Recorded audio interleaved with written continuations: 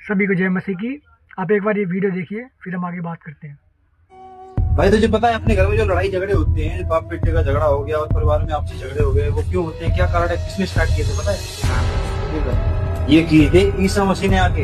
ये क्या बात कर दिया यार। मैं बात नहीं करता, सही बता रहा हूँ। ईसा मसीह ने खुद बताया, ये पवित्र बाइबल है और मैं आपको पढ़ के सुनाता हूँ।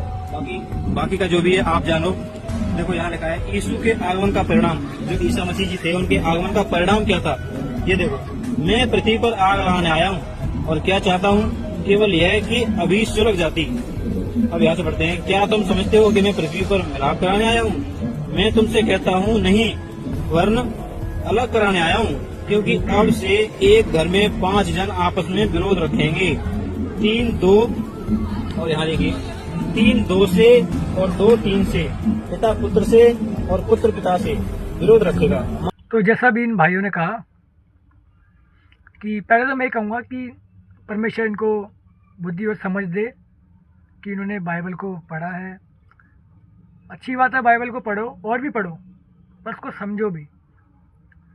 तो जो यीशु मसीह ने जो यहाँ कहा है ना,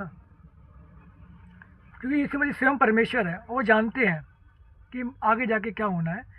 तो वैसे ही इस आयत का मतलब ये है कि एक घर में अगर 5 लोग रहते हैं तो 2 ही लोग प्रभु यीशु मसीह में विश्वास करेंगे और 3 जो होंगे वो विश्वास नहीं करेंगे। तो इसका मतलब ये नहीं है कि वो लड़ाई करवाना, इसका मतलब ये है कि एक घर में 5 लोग तो हैं, परंतु 2 ही लोग विश्वास करेंगे और 3 लोग उसका विरोध करेंगे।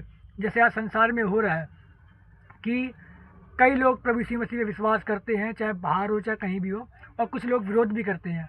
और ऐसे ही मेरे घर में खुद मेरी माँ प्रभु यीशु मसीह पे विश्वास नहीं करती, जैसे कि मैं करता हूँ, और कई लोग करते हैं।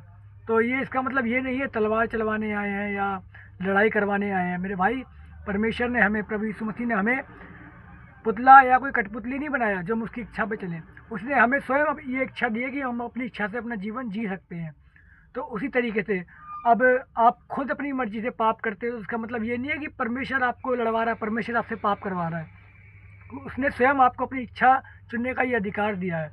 तो ठीक है, तुम अपनी इच्छा से लड़ाई करते हो, अपनी इच्छा से ही पाप करते हो, परमेश्वर पर दोष मत लगाओ। ठीक है मेरे भाई, परमेश्वर आपको बुद्धि से समझ दे और बाइबल को पढ़ो और अच्छे से समझो। सभी को जय मसीह की। आपको इस वचन से परमेश्वर आशीष दे। आमीन।